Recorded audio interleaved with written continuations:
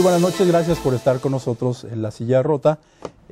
Para los que nos ven fuera del Distrito Federal, la Ciudad de México tiene una universidad muy importante, que es la Universidad Autónoma de la Ciudad de México, que vive hoy momentos difíciles, también tiene retos importantes, tiene oportunidades muy buenas para crecer y por eso he invitado a 3 diputados de la Asamblea Legislativa del Distrito Federal para conversar sobre el futuro de esta importante universidad. Por eso le doy la bienvenida al diputado Jaime Ochoa del PRI. Muy buenas noches, Felipe. Buenas noches. Muy buenas noches al auditorio. Diputada Priscila Vera del PAN. Hola, muy buenas noches. Y el diputado Eduardo Santillán del PRD. Muy buenas noches, qué gusto estar con mis compañeros. Igualmente, pues se ven ustedes con mucha frecuencia. Y me gustaría empezar conversando sobre el diagnóstico. ¿Qué es lo que está pasando en la universidad para la gente que nos está viendo? Adelante, Jaime. Bueno, comentarte que el tema de la universidad, después de la huelga de 1999 en la Universidad Autónoma de México, quedó muy clara la urgente solución para poder incrementar algunas otras universidades a la demanda que traían los jóvenes para poder seguir estudiando en el Distrito Federal, ya que veíamos exámenes tras exámenes y que verdaderamente algunos aprobaban. Muchos rechazados, digamos, muchos de las rechazados, universidades. ¿no? Una demanda muy grande pues en la Ciudad de México. Una universidad para el Distrito Federal, uno de los compromisos del ex jefe de gobierno en ese tiempo, Andrés Manuel López Obrador, donde inauguró la primera universidad de la Ciudad de México en el 2005. Decirte que hay ya más casi 12 años de su apertura. Nos encontramos con más de 20,000 estudiantes matriculados. Del 2001 únicamente hay 81 que son titulados, que están titulados. Creo que es un gran problema. Hace unos meses hay un conflicto interno en el cual creo que nosotros lo único que tenemos que hacer, primero como asamblea o gobernantes, mantenernos al margen de las universidades, porque son autónomas y tienen por mismo decreto tienen una obligación de su propio consejo de hacer los movimientos de cada una de las universidades. Por lo tanto, nuestra posición siempre ha sido del PRI el salvaguardar y respetar la autonomía. En el siguiente bloque hablamos de la posición de cada partido, pero si pudiéramos abordar un poco más sobre el diagnóstico, diputada. Bueno, pues para Acción Nacional la educación tiene que ser gratuita, de calidad. Y lo que estamos viendo es que tenemos una universidad que a los capitalinos nos cuesta alrededor de 900 millones de pesos, más las transferencias federales. Sin embargo, pues sí nos queda de ver mucho la universidad, porque una universidad debe estar hecha para formar estudiantes, para ampliar los conocimientos y sobre todo, pues para reducir la desigualdad que existe en este país. Y cuando vemos las cifras y comparamos con otra universidad pública como la Autónoma Benito Juárez de Oaxaca, bueno, pues la misma Universidad Autónoma de la Ciudad de México, con 30% más de presupuesto, tiene menos matrícula, 3,000 menos matriculados, y cuando vemos ya la eficiencia terminal, es decir, cuántos terminan y cuántos se titulan, pues realmente la UACM... Los datos duros. Sin embargo, a favor yo diría, pues es una universidad muy joven, ¿no, diputado? Así es, mira, tenemos una universidad efectivamente joven. Hay que recordar que uno de los grandes pendientes de la reforma política en el Distrito Federal tiene que ver con todo el tema de educación.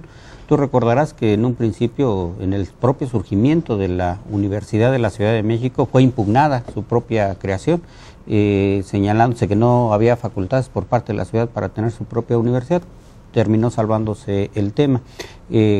Actualmente está saliendo, yo diría que de un conflicto muy largo, de un conflicto que desgastó mucho a la universidad, un conflicto provocado sobre todo por una pugna interna, efectivamente, que rebasó a la propia universidad, que no tuvo en sí misma la capacidad suficiente para resolver dentro de la universidad el propio conflicto, que tuvo que darse la intervención por parte del gobierno de la ciudad, de la Comisión de Derechos Humanos y en última instancia de la Asamblea Legislativa.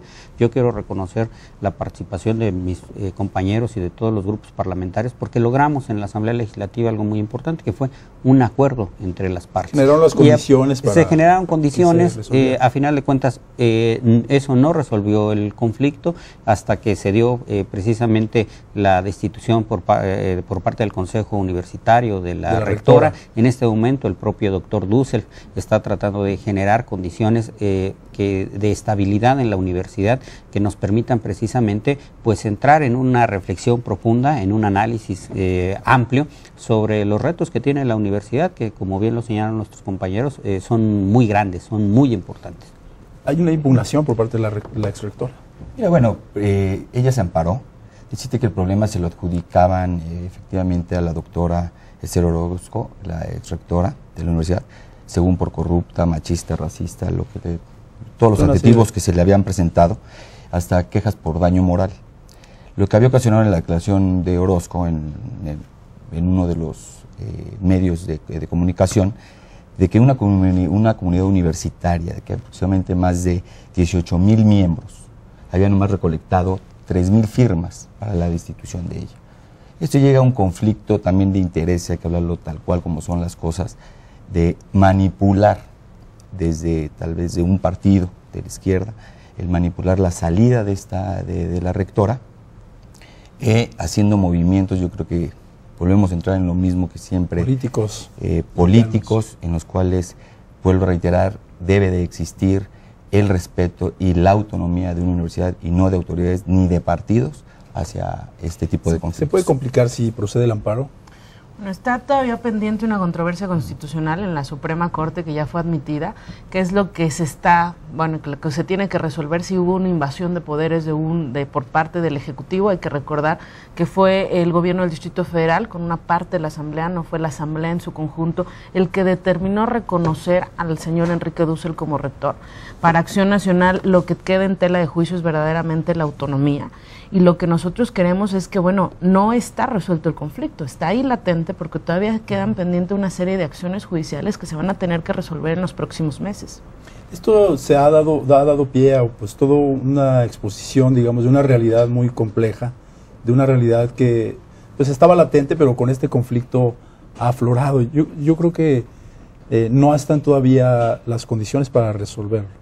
Mira, a mí me parece muy importante que, efectivamente, en el caso del amparo, presentó Esther Orozco un amparo que no fue ratificado, hay que señalarlo. El asunto no está en el amparo, al no estar ratificado fue desechado.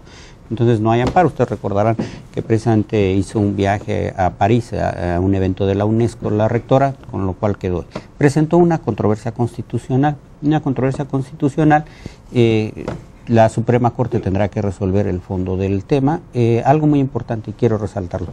Ni el gobierno de la ciudad, ni la Asamblea en su conjunto, ni una parte de la Asamblea, le corresponde hacer el reconocimiento o no de rectores. Los procedimientos jurídicos son de la siguiente manera. El Consejo Universitario destituyó a la rectora.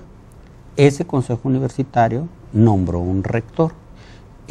Notificó al gobierno de la ciudad el cambio de firmas. Al no haber existido en su momento ninguna impugnación sobre ese hecho, que fue el amparo que después ya no fue ratificado, se considera que es un acto firme. Por lo tanto, el gobierno de la ciudad lo único que hizo fue el reconocimiento de las firmas para efectos administrativos.